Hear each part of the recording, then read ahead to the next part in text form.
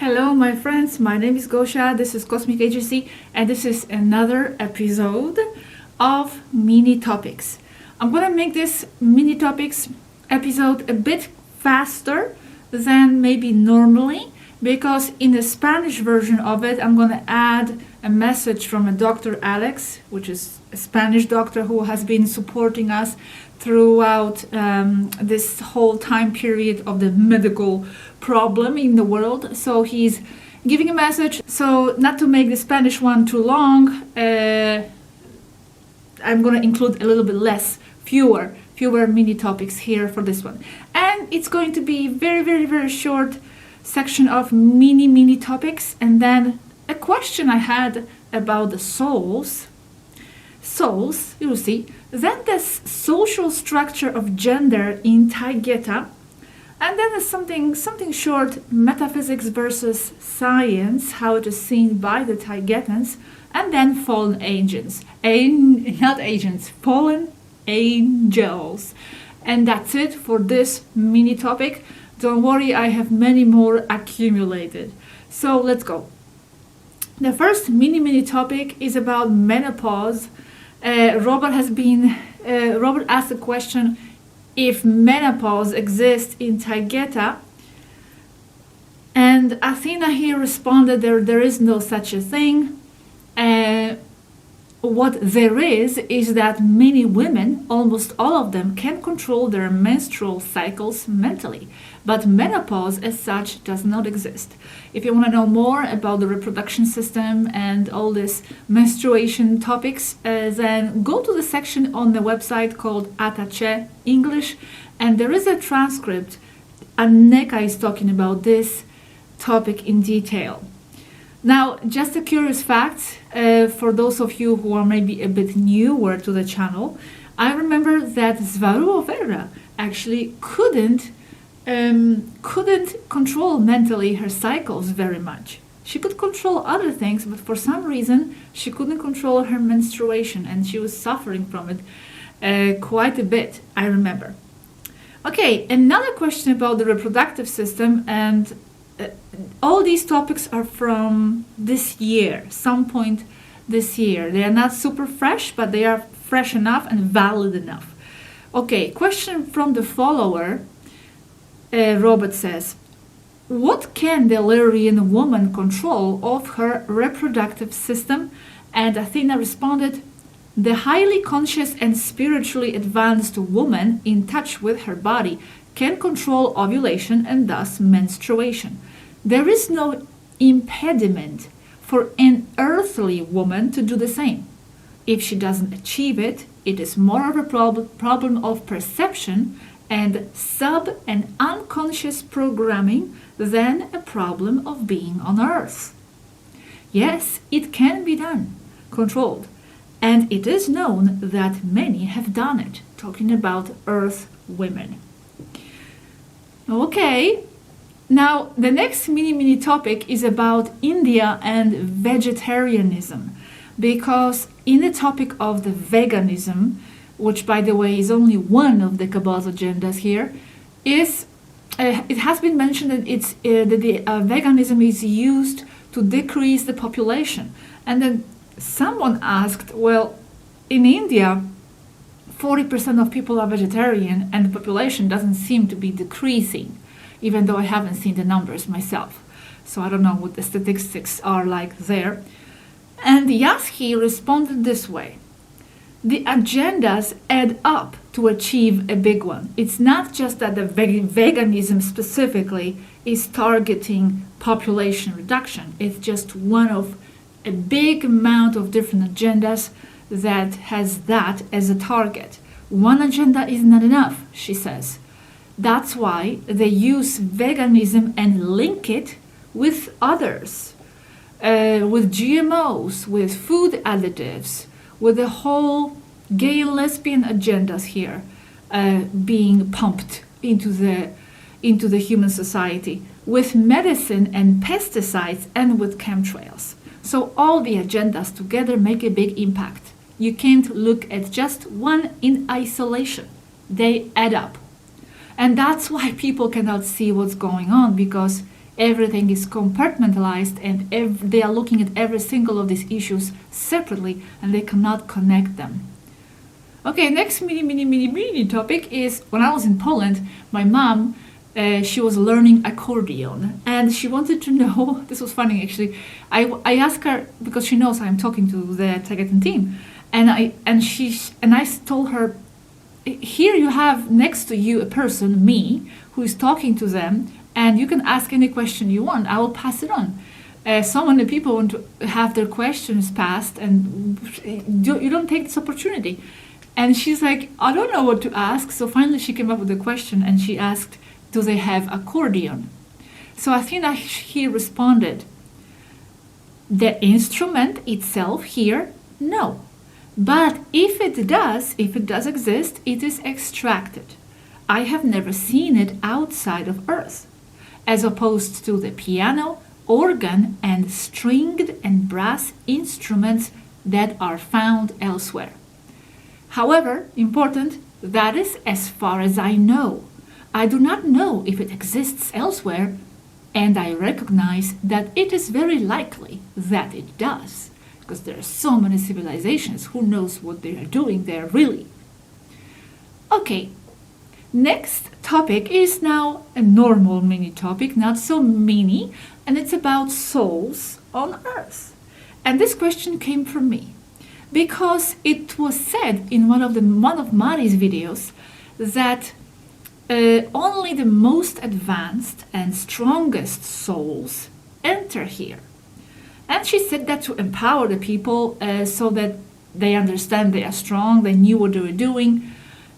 And here my question is, well, because we also said the opposite at some point, that Earth is for the young soul who still need to learn from contrast and duality. And this is how the young souls use this place to define themselves and to learn from challenges and all that. That advanced soul do not need that. So I had to ask, so which one is it? Is the Earth for advanced souls or for the young souls? So here Athena responded, and this is not one way or the other, as she explains. And this is her answer. I'm going to read this. As we are not in the afterlife, we cannot have a complete and definite view. However, it doesn't have to be one or the other. Since the presence of young souls there, with all their problems and challenges, is precisely what causes the chaos that is then the challenge to overcome for the advanced souls. That is to say, it depends on the point of view of each soul. For the young ones, it is a place to learn duality and to integrate into their person and identity. But for the more advanced souls, it is a place to perfect their higher capacities and to learn to master matter and manifestation, emotions and energy. So it is both. And that answer makes perfect sense. I understand that. So it is both for young souls to learn their things and for the advanced ones as well.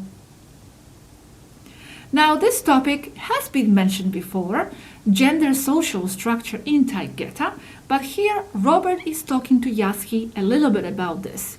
And it's important. It's important to have clarity on this subject. It's about the female and male gender roles, how it is viewed in Taygeta. So here Robert starts this with this question. We have never talked about families.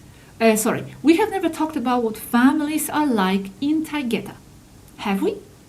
And Yaski says, well, it seems very basic to me, because they are Lyrians. It's similar to how they are everywhere, like on Earth. Talking about families and all that.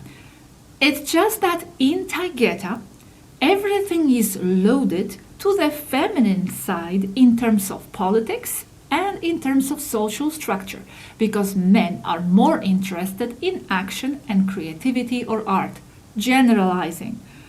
But, and this is important, if we explain that in an obscure way and such a categorical way, we can fall into being seen supporting terrestrial militant feminism and its depopulation agenda when we do not. They do not. It's just that in Taygeta, she says, we have clear gender roles. On Earth, they are pushing for gender equality, equal opportunities for all, when in reality, they are using the abuses and social and gender injustices that have been going on for a long time to turn everything now against men. So in fact, they are defending men here. The most serious gender abuses today are committed by women against men with the help of the justice systems and politics. In Taygeta, gender equality is not pushed because it simply does not make any sense. Because men and women are very different, not only in biology, but in mentality and how they think. We seek to enhance and take advantage of the characteristics of both genders so that they can develop as best as possible according to their interests. There are different things in terms of social roles, comparing Taygeta and Earth. For example, in Taygeta, it is very common to see women on sites and in engineering activities, as has been said already for years by my predecessors. But, important here also, what they have not said, and this is important, yes, he says, is that it is engineering, but more in the aspects of planning and design. When men in engineering are the ones who are not only in planning and design, but in execution. That is, they are the ones who physically build the object in question, this generalizing, mostly because of their greater physical strength. On Earth, feminists insist that they can do everything a man does. And especially there in Taygeta, there is a big difference in physicality between women and men. Men are usually huge. They are like at least 195 centimeters. Not sure how much it is in inches. That's like at least. So they are really big, and that obviously gives them different physical skills. Women are usually smaller and shorter. Generalizing, because Anunnaki was very tall. Now, on Earth, the feminists insist that they can do everything a man does. But the evidence proves otherwise. Because it has already happened that a corpulent feminist woman said she could do the construction work of a man. Okay, and many do. But this one, in this case, first, she couldn't handle the pneumatic hammer, and then she broke her back moving materials. Women are not cut out for that. It's not that one gender is better than the other. They are simply complementary, as has already been said. And again, if there is a woman who is able to do that and wants to do that and is happy doing that, perfectly fine. So, on Earth, that is part of the depopulation agenda, the confusing of gender roles and identities, so that they are no longer attracted to each other and produce fewer babies. There aren't many women tending high-tension cables 30 meters above the ground at night and raining. Men do that, all to keep the lights on. Women simply do not have the resilience and physical strength that men do. In advanced societies, the interests of each individual who does not fight against his or her gender identity are enhanced. The mentality or predisposition for an individual to be interested in one profession or another does have a lot to do with his or her gender, since the brains are different. So I think this is very important for you to keep in mind. this gender social structure in Taygeta versus Earth. Okay, I think I have nothing else to add because this was perfectly stated as is. Okay, now I remember a long time ago I had a conversation, one only conversation with Eridania, who is a captain of the ship. And I was talking about metaphysics. I mentioned metaphysics to her, and she says they don't have metaphysics in Taygeta, that they just have science, because it's one and the same. And I mentioned this to Athena some time ago, and she says this: well, that is true. It is one and the same. But here, saying that metaphysics and science are the same, that refers to the Taygetan science, which includes metaphysics, which in this case is not even metaphysics to them, it's just science. But on Earth, what we would see as metaphysics has no scientific validity or only philosophical. Because everything that is impossible to prove scientifically or with the so-called scientific method would fall within the field of metaphysics on Earth. But in Taygeta, on the other hand, the concept of metaphysics as such does not even exist, since it is taken for granted that there will be things that we cannot yet explain, but there is no doubt that they exist in the same way that they do on Earth. So here the scientist cannot verify something, so right away it goes into some kind of a non-existent realms or metaphysics, but for Taygetans it's included. Metaphysics is science, and it's obvious that there are going to be things that they cannot probably measure or see or whatever or verify, but they don't call that metaphysics. They just see that as something they cannot yet explain, but that's that. They don't have that separation, metaphysics and science. For example, the concept, and she says this, the concept of a ghost on Earth is difficult or impossible to prove scientifically, so they dismiss that as metaphysics. But for Taygeta science, there is no doubt that ghosts and all that exists, since sensors such as interferometers detect the presence of very low or high frequencies and entities. In this case, by having a far superior technology, things like lower astral entities, ghostly beings, and so on are scientifically proven. Yes, because on their ships they have special equipment, and with that equipment they are able to detect the gravity movement and changes and displacement and low and high frequencies, and they can see those creatures. It's interesting because some of them cannot see those entities, like Athena, for example, for some reason cannot see them, like elves and all that, but their ships can detect the presence of those entities. So that's it on the metaphysics and science. Now, the last topic for today is fallen angels. Fallen angels. What are the fallen angels? What is this? So could it be that it's Anunnaki? And remember, the way we see and view and understand the term Anunnaki is simply all the extraterrestrials that at some point came down to Earth, came down from heaven. They fell down.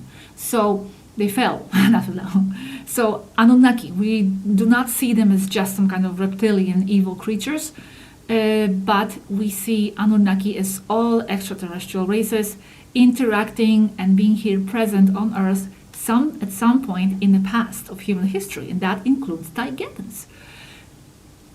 So I said, why are they called fallen? Because they came down with ships? Well, Athena says yes. This could be interpreted that way. Yes, because they came down in ships. Therefore, they've fallen from heaven. And of course, fallen angels in the biblical interpretation, because they were expelled from God's grace for having made him angry. So there is that story. And then I asked her, are you a fallen angel? And she was laughing and she says, well, no, because I am up here right now. Only when I go down or have gone down, ha ha ha, then she would be a fallen angel. But in the case 2, in number 2, the biblical interpretation, she says, well, this is theology already, biblical stuff. And she says this, it comes from Titus and Vespasians, the ones who are behind the creation of the Bible. We have this explained in Jesus' videos. That comes from Titus and Vespasian's mental projection, making God angry, as they ordered the collection of stories that would later become the Bible. Although the concept of angering God or the gods is much older. They invented it based on earlier ideas. It was used, this concept of having gods or God angry, it was used as a means of mass control to provoke fear. And it can refer to the Anunnaki even. Anunnaki including a whole variety of star races, not just one. Okay, and now I'm asking a related question.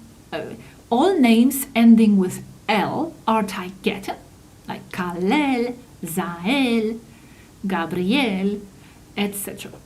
And she says the ending L refers to gods or names of gods.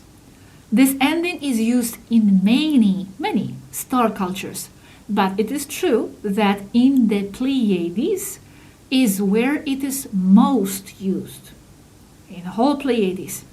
From there comes the word elevation, elevated, elevator, Elohim also, and so on.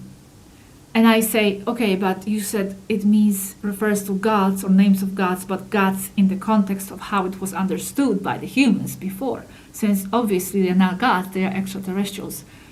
And she says this, yes, because in the case of the gods of Olympus, for example, gods of Olympus, for example, with their love affairs and their entanglements with each other, it does not denote that the gods are very human, but that the humans were watching or finding out about the lives of the stellar beings that visited them at that time.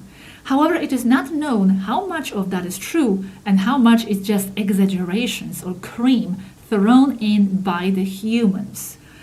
Because, yes, those gods of Olympus and the stories and Greek mythology is full of all these different affairs and complications and stories. And hey, this is, again, life. Gods had all kinds of, stories there, and their life was full of stuff and full of love affairs and full of fights and drama. And again, this is a reflection of how life is also for humans and for the extraterrestrials, because that's what they were, extraterrestrial people.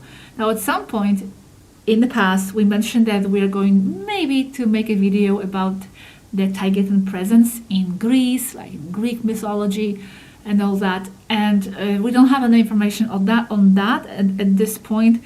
It's a bit too complicated.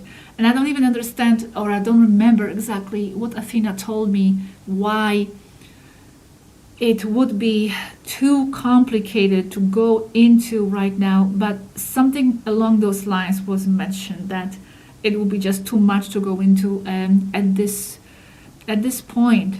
And also remember a lot of these myths, like Athena here said, were exaggerations of the humans who were looking at those gods, those people, and viewing their stories there.